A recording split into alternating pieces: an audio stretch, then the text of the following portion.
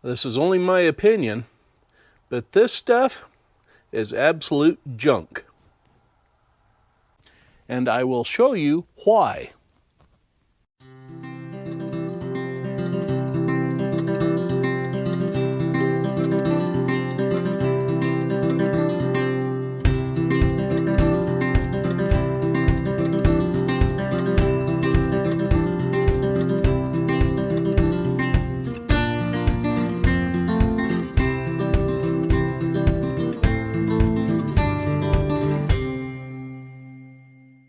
Welcome back to the farm, everybody. It is Monday, the 24th of January, 2022. And we got a few projects coming up today. So let's jump right in and get started with them. Anyway, if you haven't figured it out, I'm back to cleaning the pellet stove again. Yeah, getting to be a weekly habit with that junky pellet. See that caked on mess in there? That is why. When it burns, it plugs up all of those little vent holes. The only vent holes that are open are right here along the top edge. Everything else is chock full of caked on tar from the sap out of those pellets.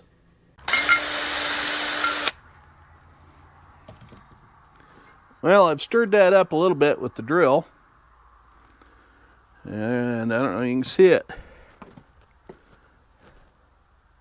It's chunks. Very little dust. It's all chunks down the inside of that. Yeah. Well, short of using a sandblaster, that is still not as clean as I would like it. There's a black streak back here where my thumb's pointing at. That is a ridge of baked on tar from the sap of those pellets. So yeah, that's cleaned out after about 20 minutes with a wire brush on the drill. Thinking I'm gonna have to get a sandblaster to clean that pot out properly, and so it'll work well. Now that the pellet stove is all messed up since I've cleaned it and probably ruined it or whatever because I cleaned it like they said to, we're gonna get on to another project today. What I got was the Jiffy peat pot starter kit for seeds. These are the larger pots. These are the ones that are, well, I think they call them a 50 millimeter for tomatoes and whatnot. I am not starting tomatoes in this. It's too early in the year. I've got another project I'm going to be doing with that today. And I picked up this grow light that fits over the top of this. So we're going to unbox this and put it together and get it started. Okay, first thing we're going to do is unbox this Jiffy greenhouse kit. It comes with real easy instructions on what to do. Plus it gives you this little chart thing here so that you can mark on here what's in what peat pot that does its thing inside of here. So we're going to flip this back over and slide this off. And this is the package of goodies here. Now this is a clear cover you can put over the top of it if you want, keep moisture in, kind of like a greenhouse effect.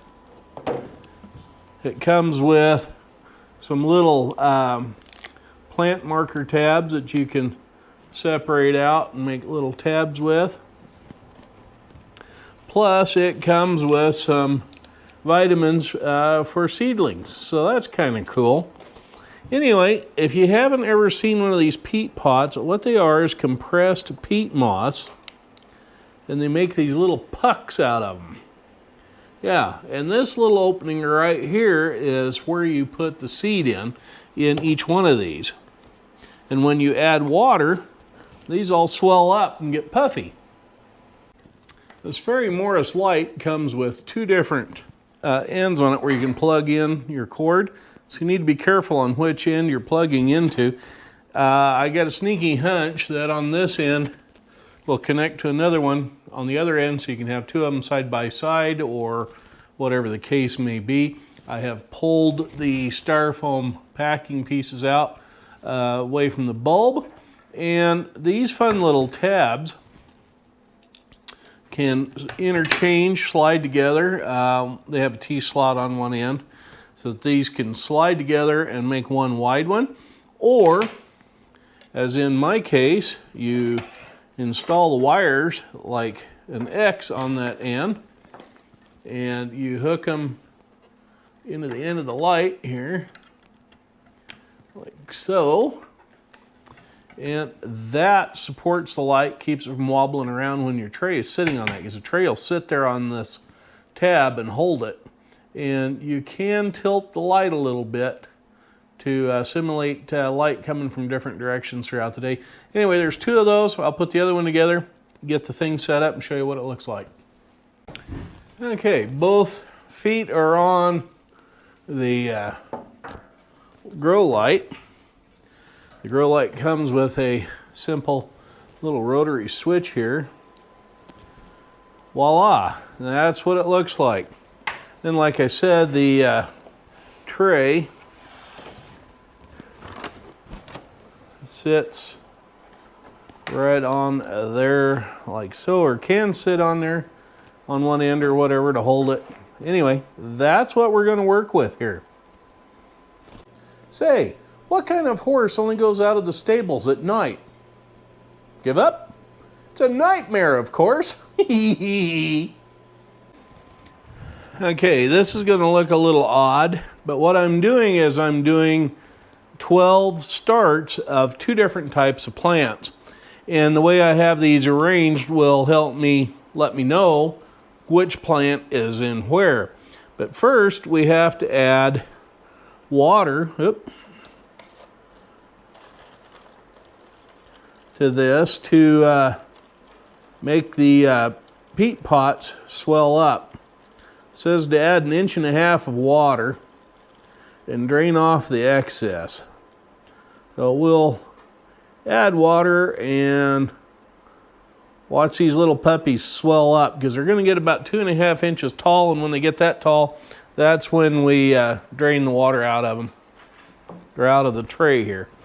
But the tray has grooves in the bottom of it, the lower tray, and the water will pass around and get to all four corners and in the middle and whatnot. This is the middle tray here. You can see me lift it up. Yeah, and the bottom tray is waterproof or watertight, and both are made from 100% recycled material, which that's a cool thing. So anyway, we're going to let these little pots sit here and swell up and see what we do next. I have soaked some honey locust seeds in this bowl of water now for 24 hours. We're going to see if they will germinate. These are an older seed. So what we do is we simply set them on the little opening here in the peat pots, and then I'll take something like this spoon and poke a hole next to the seed, put the seed down in there, cover it with a little bit of peat, and repeat the peat. Bad joke. Anyway, that is what we're going to do. Now, this netting on these pots dissolves after a while. Organic kind of a thing, so it goes away. But, yeah, that's what we're going to do right there. And I'll repeat that. Now, the other seeds that we're using is another locust tree seed, whereas the honey locust has the big seed pods. The black locust has littler seed pods and these little itty bitty black seeds. And these are the seed pods that those seeds come out of. Same idea as the honey locust, except the honey locust, like I said, is about 1 foot long. Anyway, those have been soaking for 24 hours as well. And because they are so small, we're going to put 2 in each of the other pots. Now, there is a reason why we soak these seeds for 24 hours. That's to help give them a head start. Plus, any seed like that one there or this one that float are usually considered not to be good seeds. There's something wrong with them. They're hollow. They haven't developed. Anyway, those two right there were floating, so we're going to toss those and not use them. Okay, there we go. There's 12 black locusts over here and 12 honey locust trees planted, or seeds anyway, over here. Say, who tells chicken jokes? Give up? Comedy hens. That's who tells chicken jokes. That and silly farmers. I hope you've enjoyed this little tutorial or unboxing or what review, if you will, of the Jiffy greenhouse thing with the larger sized peat pots in it and the Fairy Morris light, which seems to be illuminating very well yet. We're going to let these sit. We'll keep you updated on them when they start to grow. And what the goal is to transplant these into some pots once the root ball starts to form. And then later on this spring, when the frost has gone out of the ground and whatnot, and these are a fairly decent size, we may either plant them or put them into a bigger pot yet. So I want them to be strong and healthy enough to survive being outside. So we may have them in a pot for a year or so here in the house before they get transplanted outside. We'll see about that though. Anyway, in the meantime, right down there, that big red thing that says subscribe on it with white letters, go ahead, click on that if you would, and don't forget to give us a thumbs up, thumbs down, and let me know what you think in the comments. If you have any comments or thoughts on this, I'll try to get back to you as quick as I can. As always, I'm Farmer Dave. You all be careful out there, and thank you for watching. Bye-bye now.